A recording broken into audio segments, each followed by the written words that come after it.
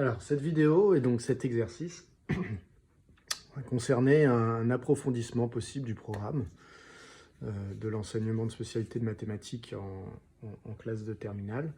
Et donc, dans le chapitre sur les suites, les approfondissements qu'on nous suggère, c'est d'approcher des nombres bien connus comme pi ou comme le e de l'exponentielle. Donc voilà, c'est une recherche d'une valeur approchée de e. Donc le petit rappel de première, c'est la fonction exponentielle. Comment elle est définie?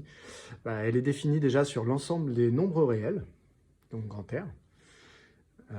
Et elle est définie comme l'unique fonction f qui vérifie les deux propriétés qui sont que l'image de 0 doit être 1 et que pour tout réel x, la dérivée, l'expression de la dérivée f' de x, eh bien c'est f de x. Ce qui veut dire que la dérivée de la fonction exponentielle, c'est la fonction exponentielle elle-même. Voilà. Donc il n'y a qu'une fonction qui vérifie ces deux propriétés à la fois. Alors comment a été défini le nombre e, du coup en classe de première?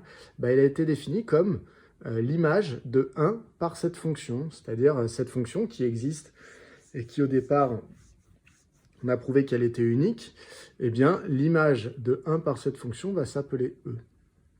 Voilà. Donc c'est ce nombre e qu'on va essayer d'approcher.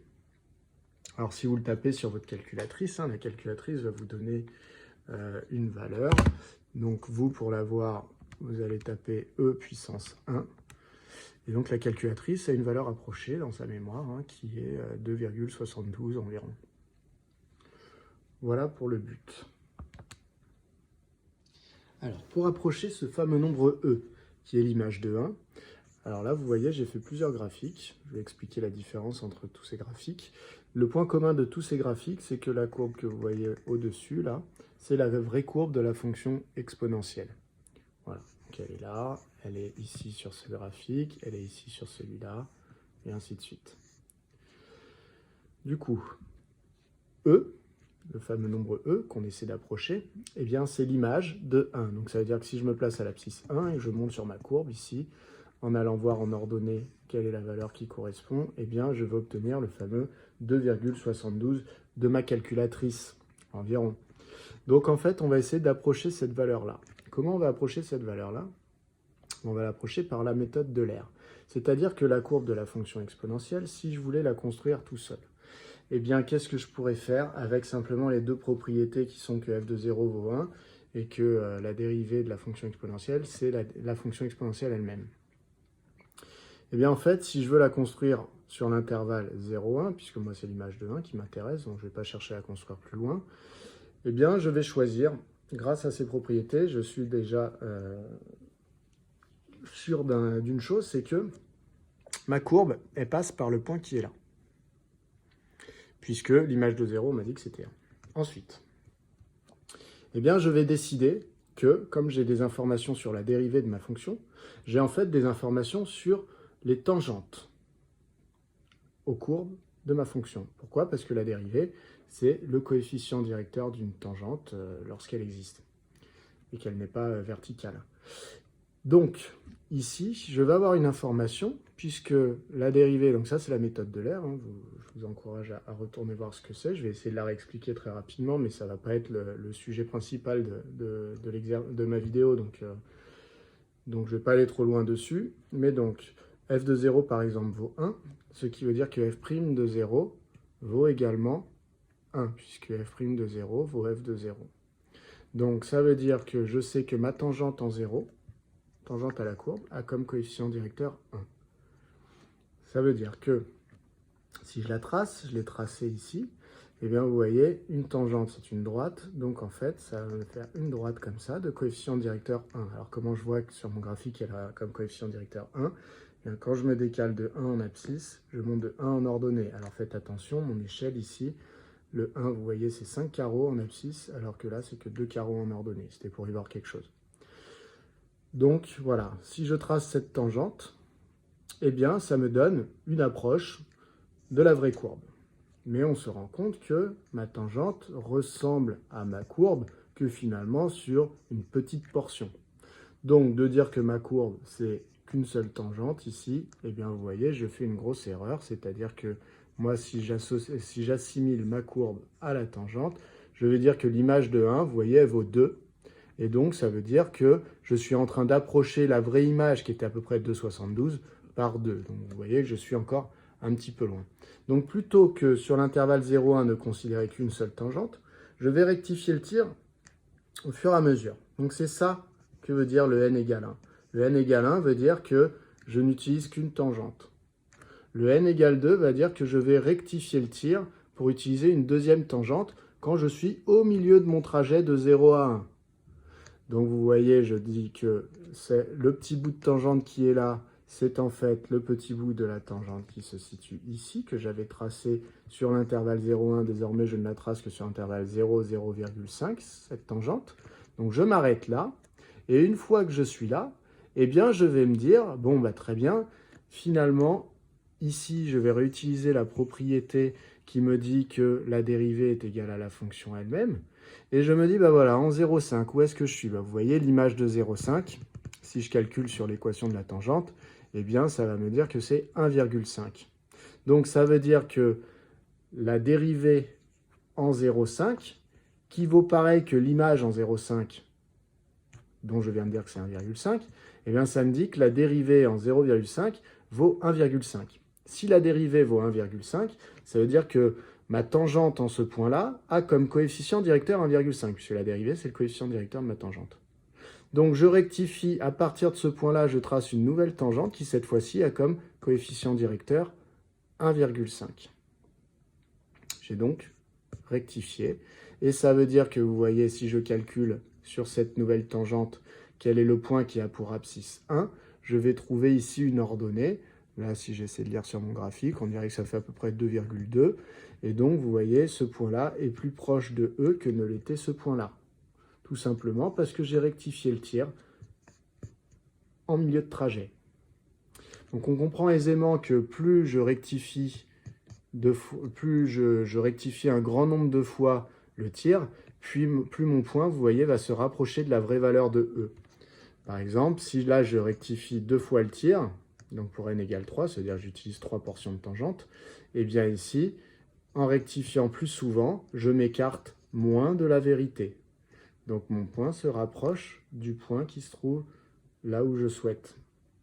Si je prends n égale 4, que j'utilise 4 tangentes, j'ai rectifié plus souvent, je m'approche, voilà, n égale 10, n égale 20, et je me rends compte que là, vous voyez, sur mon graphique, j'ai déjà du mal à me rendre compte de la différence entre la vraie courbe et la courbe obtenue par les segments constitués par des petits bouts de tangente. Voilà, donc c'est comme ça qu'on va approcher notre nombre E, c'est qu'on va faire les courbes avec les petits segments de tangente, et on regardera l'ordonnée que ça donne pour l'abscisse 1.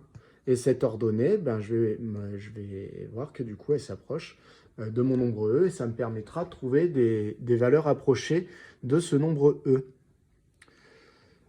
Voilà. En fait, rectifier le tir souvent revient à s'approcher de la vraie courbe. C'est comme si vous étiez, je ne sais pas moi, dans le désert avec une boussole. Plus souvent vous regardez la boussole pour rectifier votre cap, bah, meilleur sera votre chemin pour aller là où vous souhaitiez. Donc en fait, à chaque fois, les points, c'est je m'arrête, je rectifie le tir. Je m'arrête, je rectifie le tir. Voilà, si vous voulez en savoir plus sur la méthode de l'air, je vous conseille d'aller revoir ce que c'est. Hein. Là, je suis allé vraiment très rapidement dessus. Vous voyez, j'ai rien écrit. Donc, c'est vraiment simplement pour expliquer le principe. Après, on va revenir dessus dans des cas très particuliers. Alors, pour les notations de l'exercice. Alors, tout ce qui est noté là, c'est ce que je viens de vous raconter. C'est-à-dire que nous, on voulait avoir en fait une valeur approchée de f de 1, c'est-à-dire de E. Voilà. Et que donc on allait l'approcher par les courbes formées par les segments appartenant aux différentes tangentes que je voulais fabriquer. À savoir la notation. On note UN l'ordonnée du point d'abscisse 1 sur la ligne brisée qui correspond à une subdivision en n parties. La subdivision en n parties, c'est le nombre de segments que j'utilise. Donc, c'est les n segments, hein, c'est comme ça qu'on le note. On dit que c'est une subdivision de l'intervalle 0,1. Donc, ce sont les n segments que j'utilise pour tracer ma courbe en ligne brisée. Voilà, ici, n égale 20, c'est qu'il y a 20 segments. Voilà pour ça. Donc, qu'est-ce qu'on note U? Eh bien, U, vous voyez, c'est là où on arrive. U1, c'est du coup, je peux le lire sur la courbe, c'est 2. D'accord? À chaque fois, ce que je note U1, c'est quand je fais un seul segment, l'ordonnée de mon point d'abscisse 1, donc ici c'est 2. U2, ça va être l'ordonnée de mon point d'abscisse 1, mais quand j'ai fait 2 segments, donc vous voyez, c'est à peu près 2,2. U3, ce sera à peu près du coup 2,4. U4, ce sera à peu près 2,45. Voilà, bref, et ça augmente là.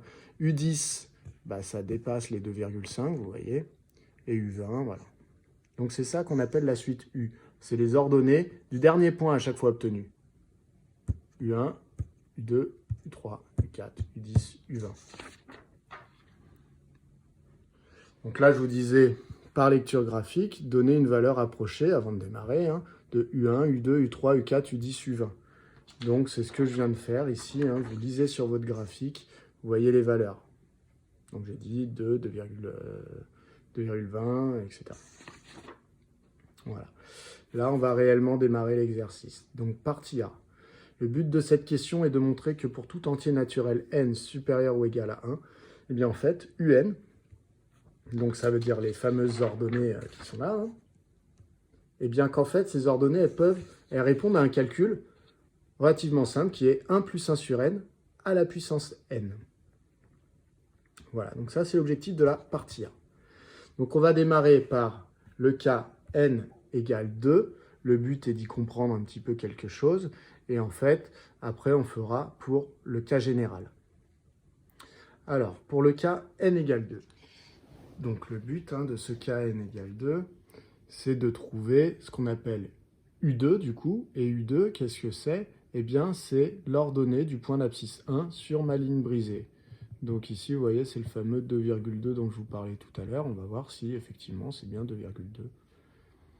Alors, on a besoin de quelques notations ici. On note Y0 l'ordonnée du point d'abscisse 0. Donc l'ordonnée ici, Y0 vaut donc 1. Y1, c'est l'ordonnée du point d'abscisse 1,5. Donc 1,5, attention, c'est ici. Si on regarde à l'échelle, là, c'est 0,4, 0,6. Donc ça va être visiblement 1,5. Y2, c'est l'ordonnée du point d'abscisse 1. Donc finalement, Y2, c'est pareil que U2. Voilà. Donc ce qu'il y a marqué là, on remarque que U2 n'est autre que Y2. Et on me demande de montrer à l'aide de la formule de l'équation d'une tangente, donc ça vous l'avez vu en première, que Y1, il vaut 1 plus 1,5 fois Y0. Puis de la même manière que Y2 vaut Y1 fois 1 plus 1,5. Voilà, donc on va essayer de démontrer ça. Alors, je vous ai refait très rapidement le petit graphique que j'avais là. D'ailleurs, petite critique de mon graphique, c'est qu'à chaque fois, je place Y1 à côté d'un point, alors que Y1 est un nombre, par exemple. Y2 est aussi un nombre, U2 aussi. Tout ça, ce sont des ordonnées. Donc, si je voulais être très très rigoureux, ce qu'il faudrait que je sois normalement, il faudrait ici que les Y, je les écrive sur l'axe des ordonnées.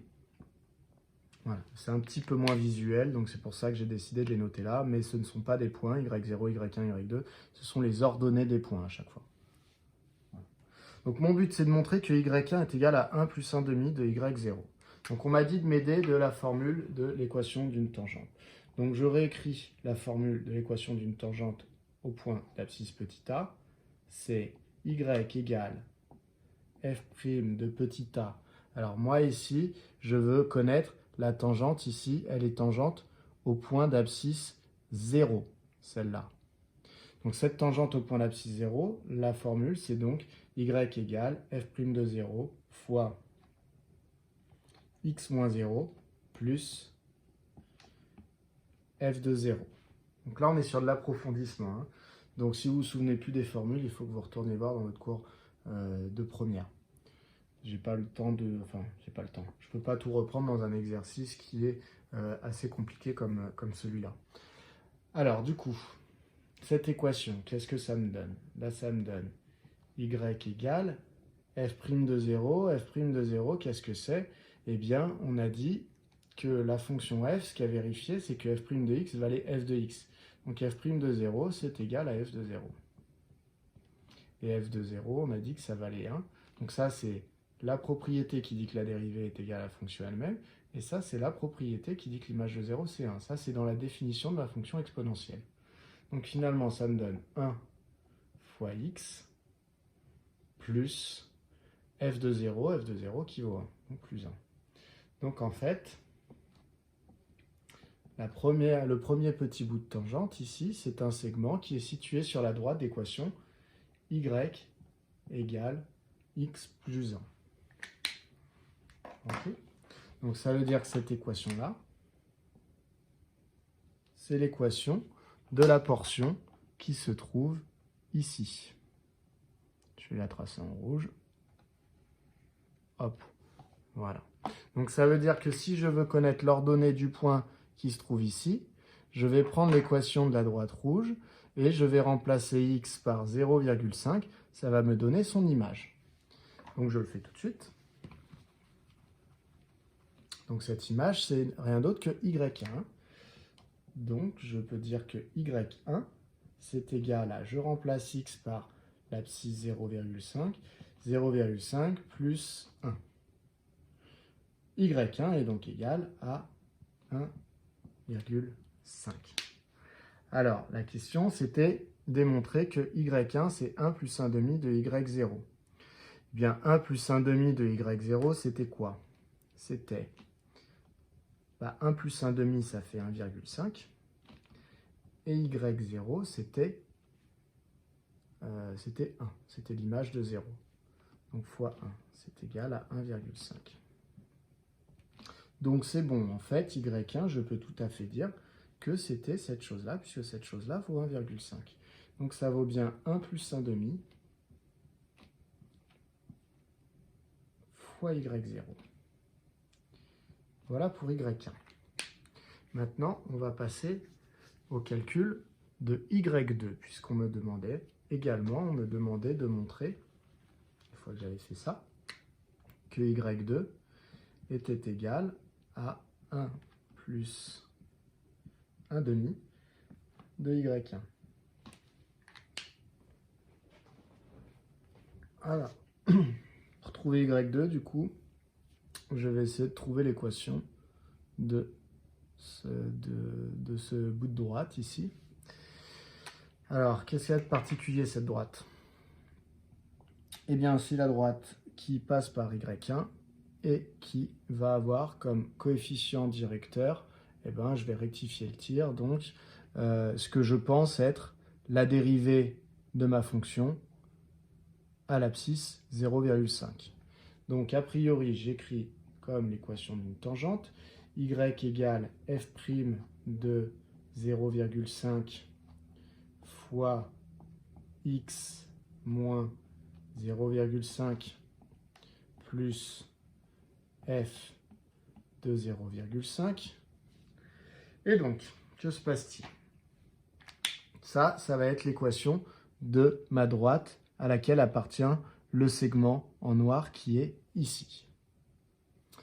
J'ai rectifié le tir puisque j'ai mis comme coefficient directeur à cette droite le nombre dérivé en 0,5. Et donc, j'ai changé le coefficient directeur de ma droite, en fait, tout simplement. C'est plus le même coefficient directeur que la droite rouge. J'ai rectifié le tir.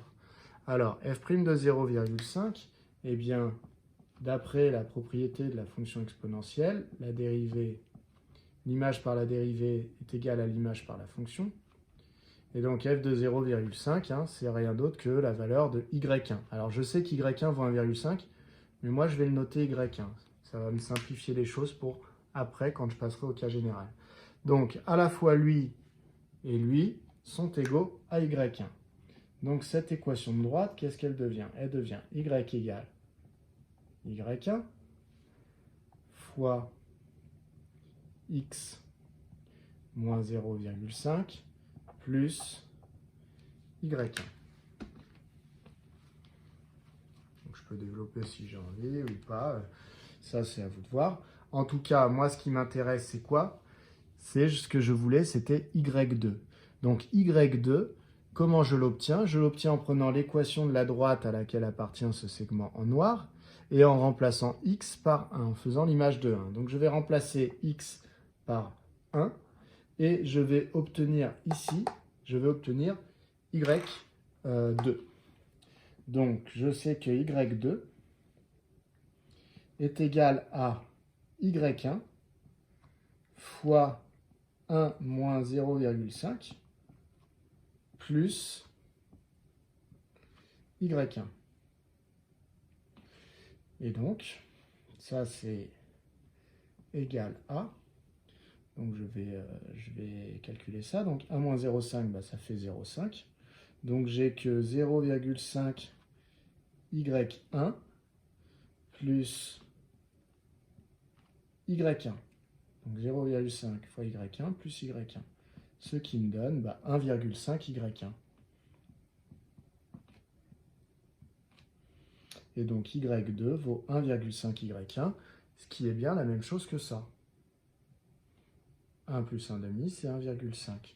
Donc en fait, je peux dire que y2 vaut effectivement 1 plus 1,5 de y1. Voilà, sauf que je n'oublie pas que y1 était lui-même 1 plus 1,5 de y0. C'est ce que j'ai démontré juste avant. Donc ça veut dire quoi? Ça veut dire que je peux le remplacer. Donc y2, je peux dire que ça fait 1 plus 1,5 de y1. Mais y1, c'était lui-même 1 plus 1,5 de y0. Donc je peux dire que ça me fait 1 plus 1,5, ça c'est celui-là, fois y1 qui vaut 1 plus 1,5 de y0. Ce qui donne 1 plus 1,5 à la puissance 2 de y0. Voilà. Donc y2 est en fait égal à 1 plus 1,5 au carré fois y0. Et y0 vaut 1. Donc, d'accord, y0 c'était lui. Donc y0 vaut 1, donc ça fait 1 plus 1,5 au carré fois 1. Donc ça fait 1 plus 1,5 au carré. J'ai donc prouvé ce qu'on me demandait. Hop, montrer à l'aide de la formule d'une équation de tangente que y1 valait 1 plus 1,5 de y0, ça c'est bon. Puis de la même manière que y2 serait égal à 1 plus 1,5 de y1, ça c'est bon aussi. Et enfin que y2 est bien égal à 1 plus 1,5 au carré. y2, pour rappel, c'est pareil que u2. Donc ça veut dire que j'ai montré que u2 valait 1 plus 1,5 au carré. Donc j'ai bien cette formule-là lorsque n vaut 2. Voilà. Donc du coup, on va passer au cas général maintenant. Qu'est-ce qui se passe pour un? Là, j'étais dans le cas n égale 2. Alors, pour ce cas général, les notations vont être les mêmes que dans le cas particulier n égale 2. Alors, vous pouvez peut-être d'ailleurs vous poser la question à savoir pourquoi on n'a pas fait n égale 1. Le problème de n égale 1, c'est que c'était le graphique où il n'y a qu'un seul segment et que du coup, on ne voit pas trop comment on travaille à partir du moment où il y en a plusieurs. Voilà. Donc, c'est pour ça que je vous ai fait traiter le cas n égale 2 et pas le cas n égale 1. Alors ici, y0, ça va être l'ordonnée du point d'abscisse 0, donc c'est toujours ici. y1, l'ordonnée du point d'abscisse 1 sur n. Alors, dans le cas général, en fait, on a découpé l'intervalle de 0 à 1 en n parties. N parties égales. Ça veut dire que mon intervalle de 0 à 1, il a une longueur de 1, une amplitude de 1. Cette amplitude de 1, si je divise en n parties égales, eh bien donc, l'amplitude de 1 est divisée par n, ça fait que chaque partie a une amplitude de 1 sur n. Donc ça veut dire que mon premier intervalle, il va aller de 0 à 1 sur n, première part. Deuxième intervalle va aller du coup de là où s'était terminé le dernier 1 sur n, et on rajoute encore une part de 1 sur n, donc va aller jusqu'à 2 sur n, etc. Je vais réexpliquer avec un graphique. Donc si j'ai mon intervalle qui va de 0 à 1 et que je coupe en n parts, et bien du coup ici je me retrouve avec 1 sur n, ici je me retrouve avec 2 sur n, 3 sur n, d'accord? Puisqu'à chaque fois je compte le nombre de parts. Une part, deux parts, 3 parts, et ainsi de suite. Donc le point qui va se retrouver au-dessus, où j'aurai mon petit bout de tangente, eh bien ce point-là, son ordonnée, on va l'appeler y1 parce que c'était pour la première part. Pour la deuxième part, on va l'appeler y2, et ainsi de suite.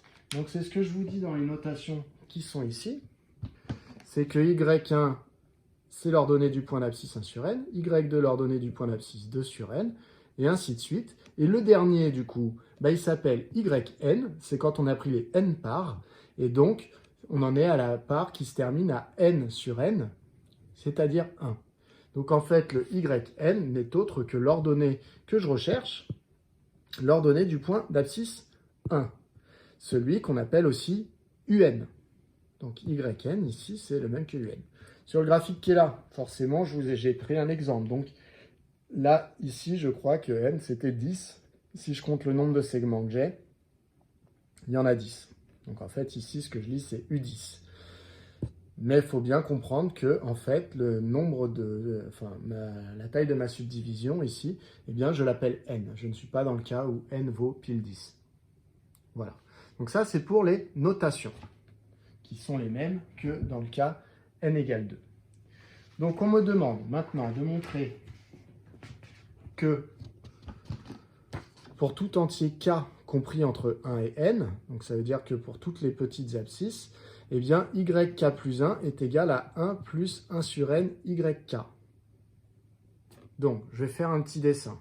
Je vais me renoter la formule. Donc je veux démontrer que yk plus 1 est égal à 1 plus 1 sur n fois yk. Alors, si je me refais un petit dessin de mon axe des abscisses, donc je fais quelque chose de très grossier, eh bien, il y a un endroit où je vais avoir l'abscisse k sur n.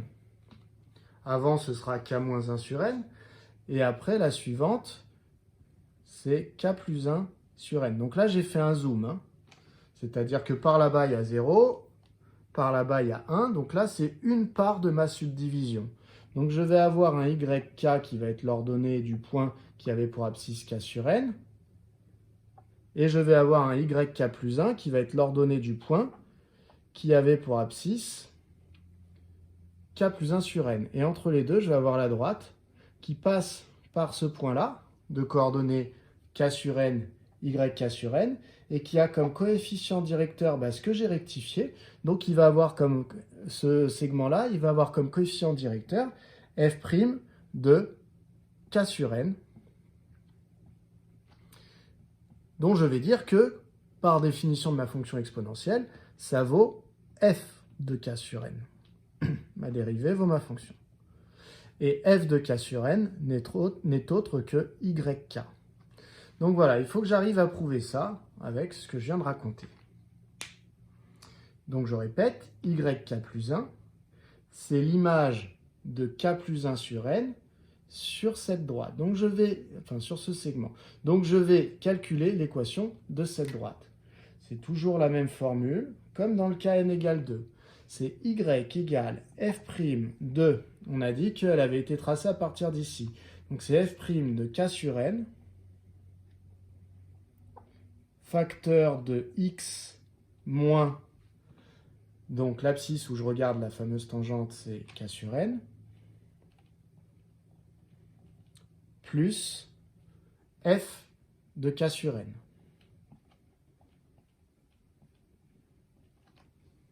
Donc j'efface mon petit graphique. Je vous rappelle que f' de k sur n égale f de k sur n égale yk.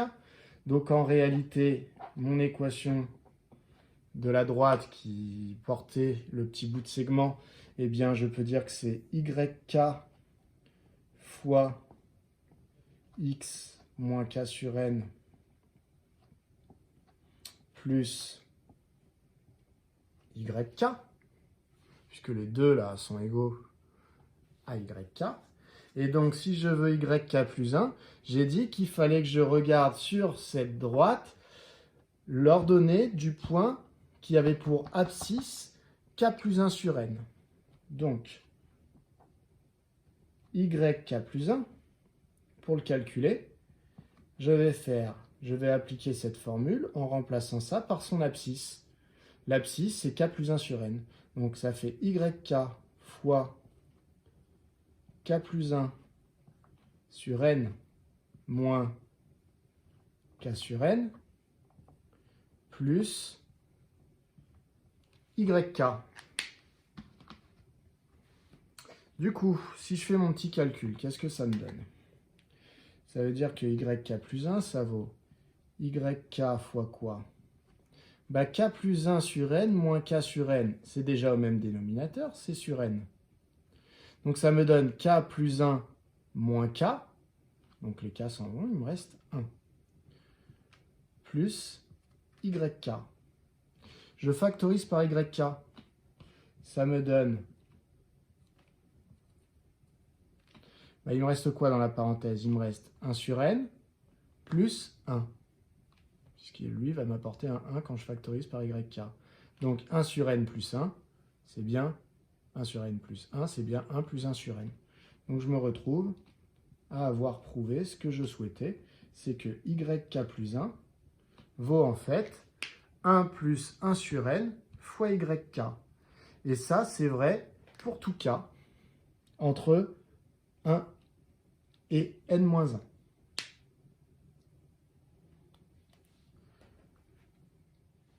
Pour la question B, on me demande de démontrer par récurrence que YK est égal à 1 plus 1 sur N à la puissance K.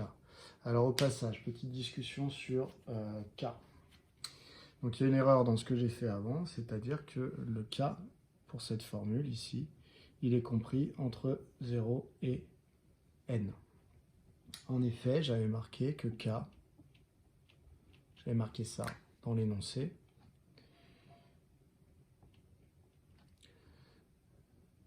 Donc, il y a une erreur, puisque déjà, si K vaut N, ici, je vais avoir YN plus 1, alors que le plus grand des indices, c'est N, puisqu'on a subdivisé en N.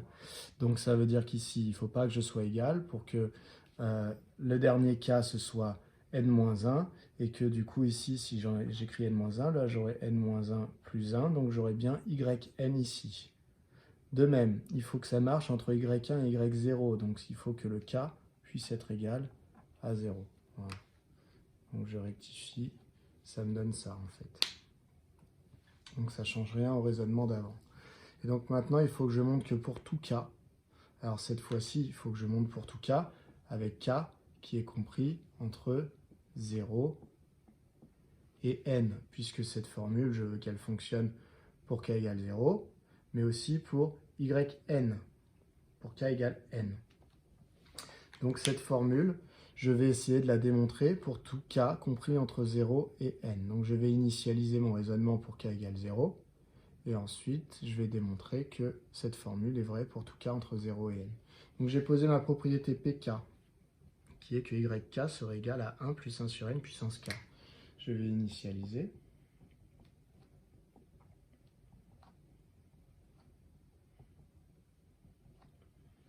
Donc, je vais vérifier qu'elle fonctionne pour K égale 0, pour le premier cas. Donc, pour K égale 0, eh bien, j'ai donc Y0 qui vaut, je le sais par définition, c'est f de 0, c'est 1. Hein, je vous rappelle, Y0, il est toujours fixe sur tous les graphiques que j'avais. Hein. Le Y0, quelle que soit ma subdivision, il était là. Hein, c'était la même ordonnée qui valait 1 partout. Donc Y0 vaut 1. Et en même temps, si je fais ce petit calcul avec K égale 0, ça me donne quoi? 1 plus 1 sur N à la puissance 0. Eh bien, mon nombre à la puissance 0, ça vaut 1 également. Donc, Y0 est donc égal à 1 plus 1 sur N à la puissance 0. Donc ma propriété est initialisée. Donc en fait, la propriété que j'ai appelée P0, elle est vraie. Voilà. Donc maintenant, je vais chercher à montrer qu'elle est héréditaire, cette propriété. Donc c'est parti, on part sur l'hérédité.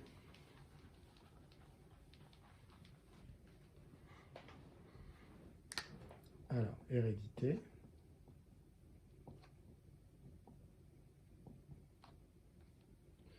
Je vais prendre un cas entre 0 et n, hein, puisque je vous rappelle, je vais démontrer que c'est vrai. Voilà. Alors, est-ce que je vais prendre k égale n dans la propriété? Ben non, parce que je vais chercher à prouver que ma propriété est vraie au rang d'après. Donc, je veux prouver qu'on va jusqu'au rang n. Donc, je vais m'arrêter à k égale n-1, comme ça le rang d'après, ce sera bien le rang n. Donc, je vais supposer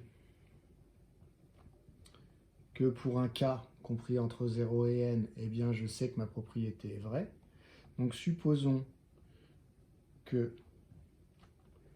pk, donc je réécris ce que c'est que yk serait égal à 1 plus 1 sur n à la puissance k est vrai pour un entier k tel que k est compris entre 0 et n. Donc cet entier est quelconque. Hein. J'en choisis un pour lequel eh bien, ça va être vrai. Je suppose qu'il y en a un pour lequel c'est vrai. Donc j'ai dit n, que je le retirais pour les raisons évoquées. Je vais montrer que, donc montrons que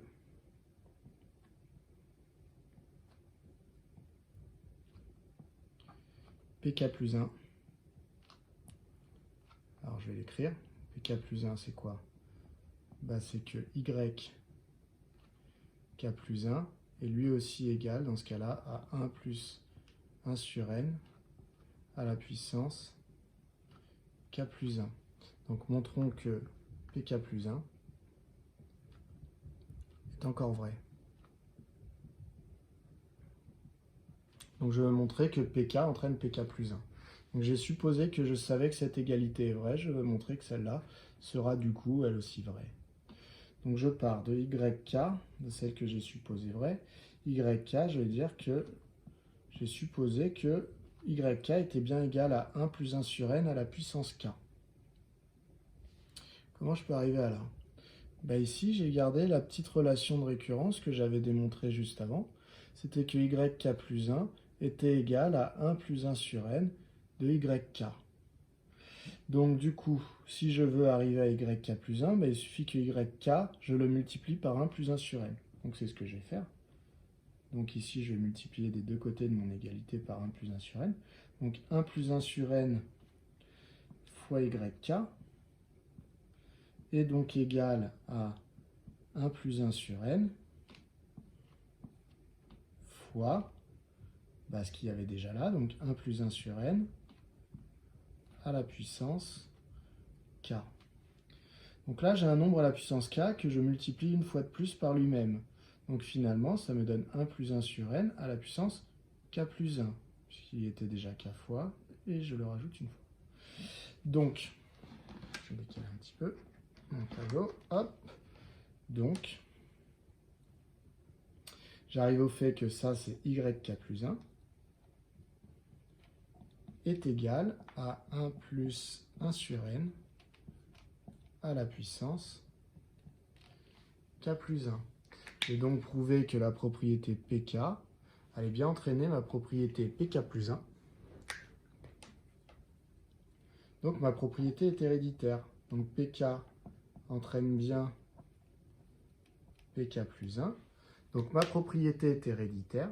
Ça veut dire que ma propriété ici est vraie pour n'importe quel cas entre 0 et n. Donc je peux marquer ma conclusion ici. Donc conclusion.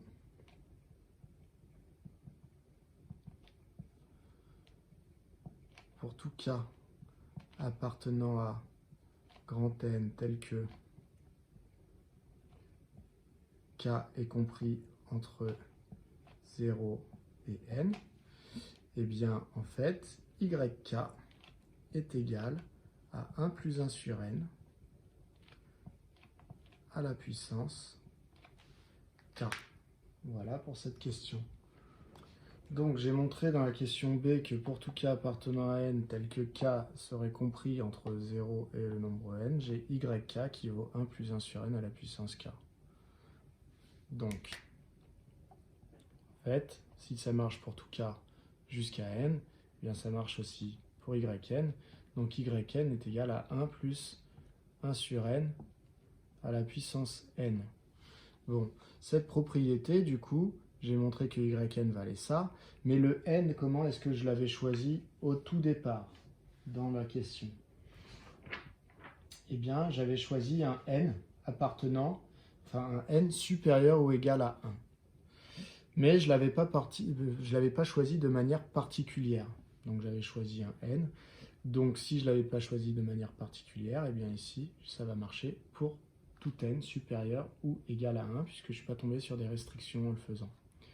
Donc, pour tout n appartenant à grand N étoile, je vais avoir que yn sera toujours égal à 1 plus 1 sur n à la puissance n. Mais yn n'est personne d'autre que un. Donc finalement, un est égal à 1 plus 1 sur n à la puissance n. J'ai donc réussi à prouver que sur chacun de mes graphiques, donc ici, l'ordonnée du point d'abscisse 1, c'est U1, ici c'est U2, U3, U4, U10 et U20, et bien à chaque fois, ça répond à ce calcul. Par exemple, ça n'était pas demandé, mais je peux le faire, et bien vous voyez ici, je voulais savoir par exemple pour U20 à peu près ce que ça donnait. Et bien pour U20, pour avoir une meilleure idée que ma lecture graphique, je peux faire le calcul. J'ai donc U20 qui est égal à 1 plus 1 sur 20 à la puissance 20. Et si je calcule ça avec ma calculatrice, donc 1 plus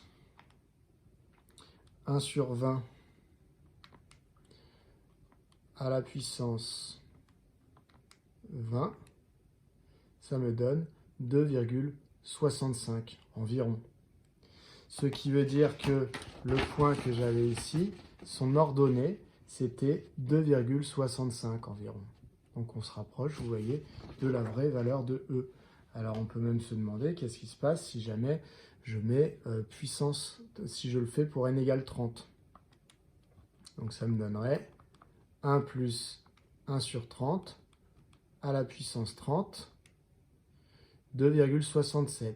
Donc vous voyez, je m'approche encore un peu plus du nombre E qui vaut environ 2,72. Donc plus j'augmente le n, plus mon dernier point ici est proche du vrai point qui est sur la courbe de la fonction exponentielle. Donc dans la partie B, on utilise cette formule. On dit maintenant que vous savez que pour tout entier n supérieur ou égal à 1, un sera toujours égal à ça, donner des valeurs approchées de E. Donc c'est ce que je viens de faire avant. Hein. C'est si n égale 20 par exemple, eh bien vous avez U20. Et donc on a fait le calcul avec la calculatrice. On l'a fait aussi pour 30. Donc plus on augmente n, a priori plus on va se rapprocher de ce fameux E. Voilà.